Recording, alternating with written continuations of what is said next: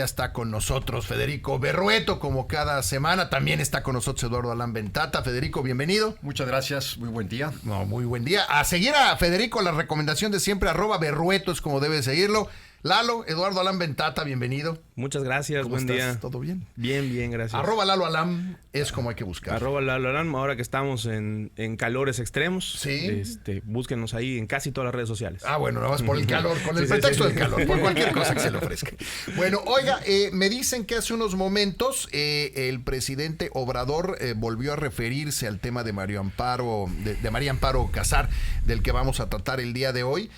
No sé, no tenemos audio aquí en la cabina para que escuchen nuestros invitados, me parece, pero vamos a usted que está en la radio y ahorita yo les platico, les voy diciendo qué es lo que va diciendo nuestros invitados. Pueden actuar de manera deshonesta, estar cobrando una pensión de 125,000 pesos mensuales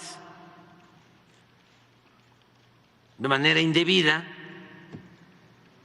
Pero al mismo tiempo decir que la pensión a los adultos mayores es populismo, o como piensan muchos de ellos, como lo externó en su momento Fox cuando fui jefe de gobierno y comenzamos a entregar las pensiones a los adultos mayores aquí en la Ciudad de México. La primera respuesta fue: no estoy de acuerdo. Ahí lo tenemos, pudimos escucharlo todos.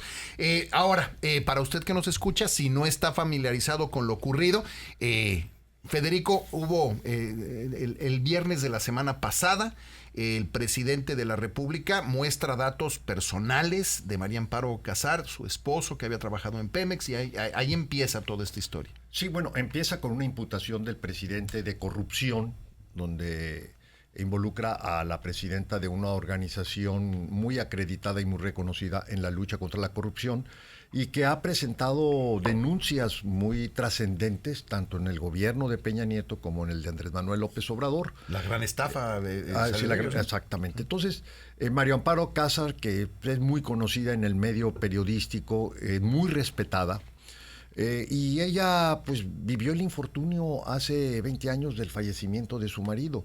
Hay quien dice que fue un suicidio, hay quien dice que fue un accidente, pero bueno, el tema es que el presidente hace la imputación de corrupción y es una imputación falsa.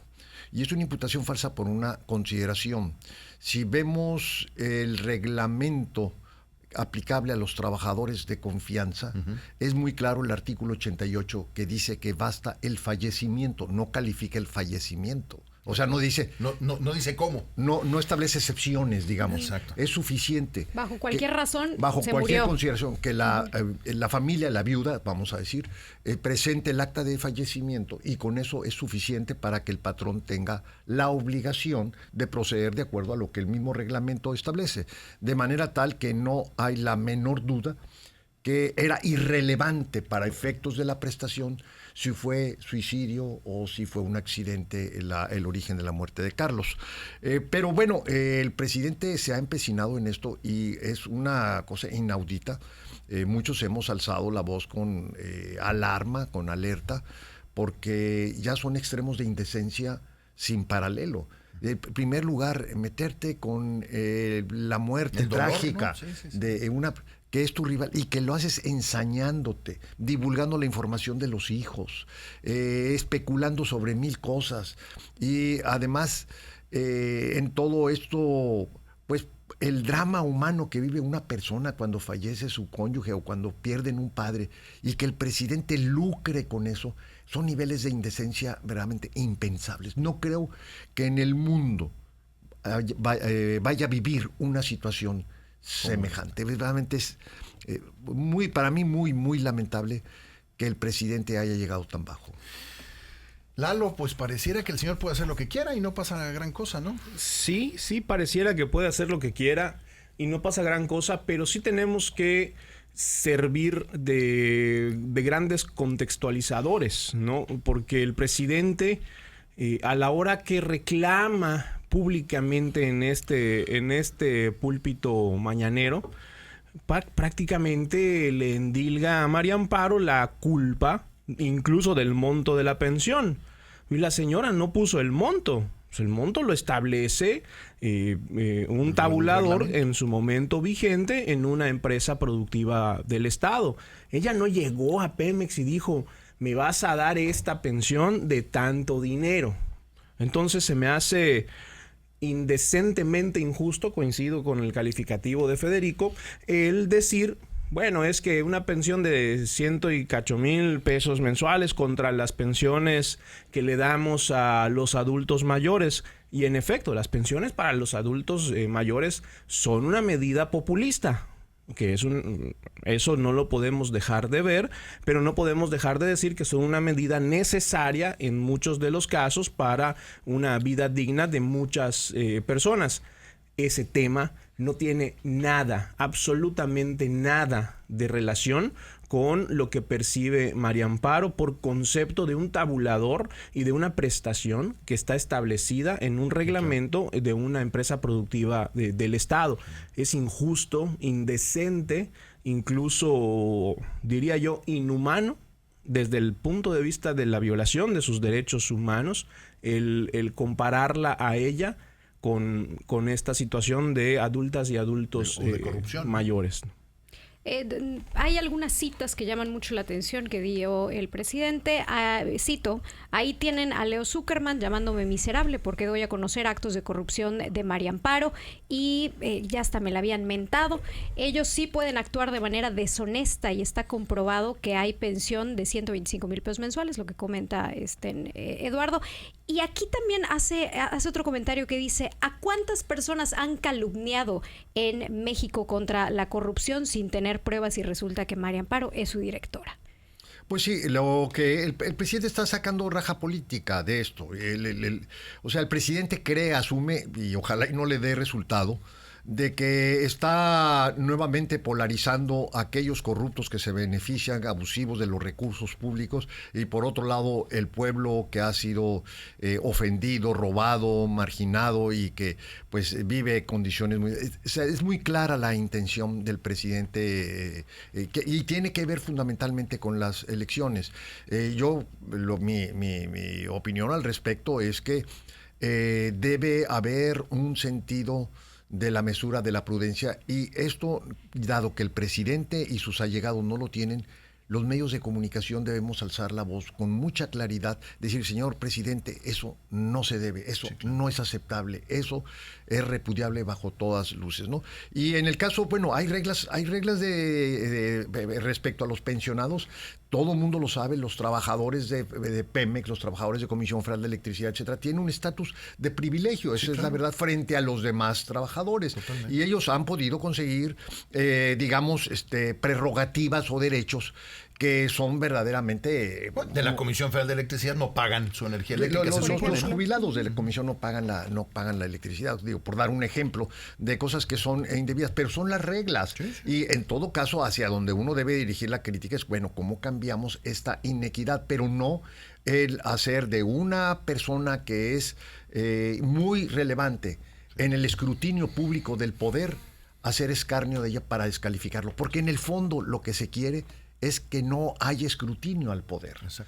Por eso está en contra del INAI, por eso se están colonizando la Auditoría Superior de la Federación y todos los demás organismos que tienen que ver con la rendición de cuentas. Es un modelo, una concepción del poder. No debe haber rendición de cuentas, no debe haber transparencia, no debe haber escrutinio. Exacto, y es así como se desincentiva, porque cualquier persona que se atreva a exigir transparencia, demostrar algún acto de corrupción, esto es lo que le puede pasar.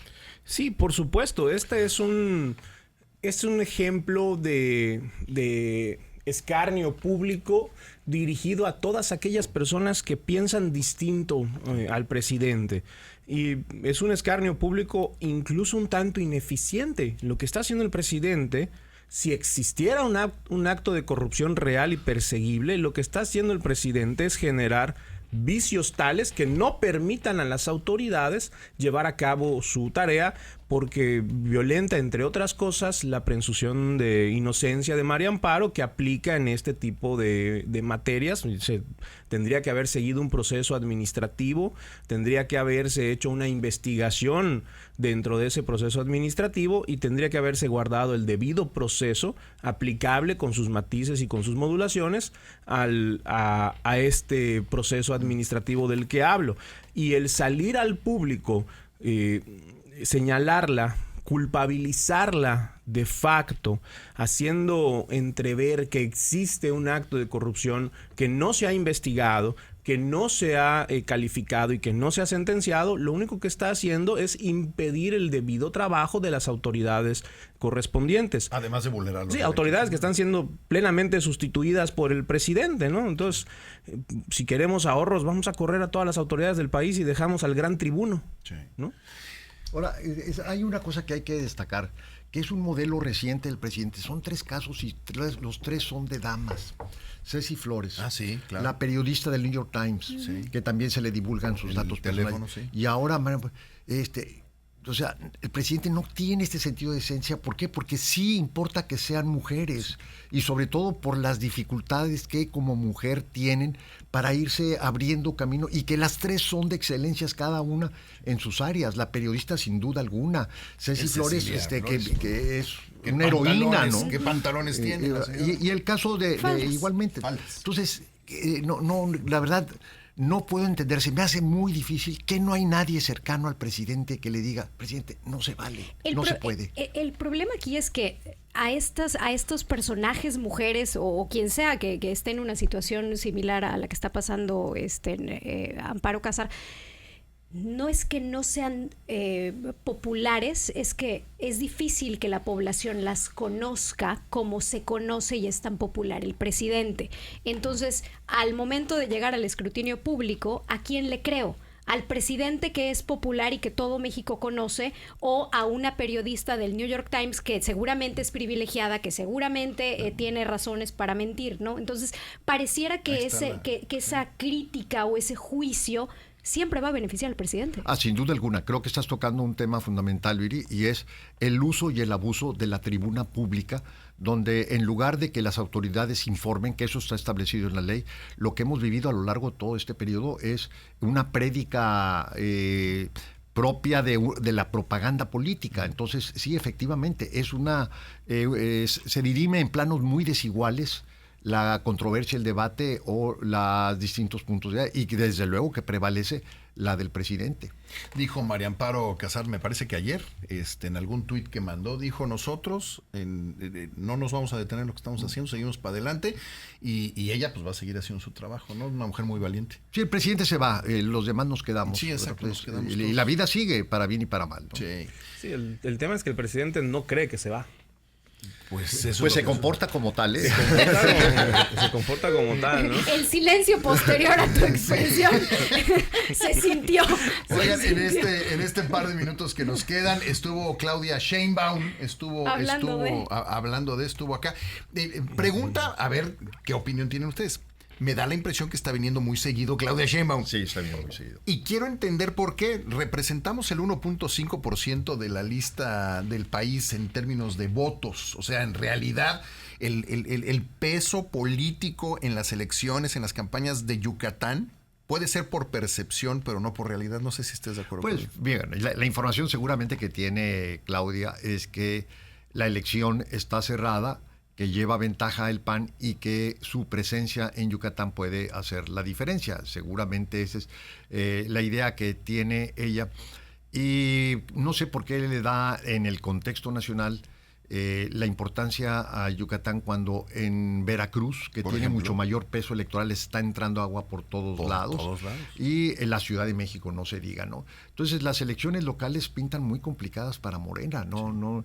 Y en tal contexto yo creo que aquí las cosas están razonablemente perfiladas. No creo que la intervención de una candidata presidencial, la que sea, pueda ser un factor poderoso. Creo que tienen más influencia las contiendas de alcaldes que la contienda presidencial. Pero bueno, vamos a esperar, ya no estamos muy lejos de la elección, Sí, ya. y estaremos aquí comentando. lo Que por suceda. cierto, hablando de provocaciones, pues se quedó gran parte del centro sin camiones.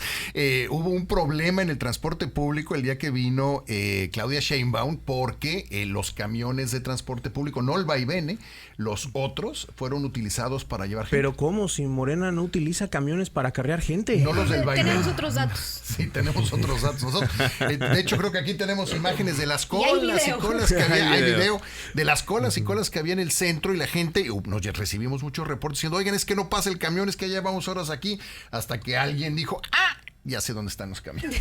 Y ahí estaban. Y ahí estaban los camiones. Seguramente los choferes pues fueron al meeting. No creo que hayan llevado acarreados. No, iban solos, No, pero solitos. tenían muchas ganas de ello. Seguramente, en un lugar especial. Qué cosas pasan. Pero bueno, Eduardo Alán Mentata, como siempre, muchas gracias. Muchas gracias a ustedes. Federico Berrueto, como siempre, placer. muchas gracias. Y bueno, pues ya 26 días, creo que faltan, algo así, 25 días para que sea el día de la elección. Estamos a 9, entonces faltan 21, ¿no?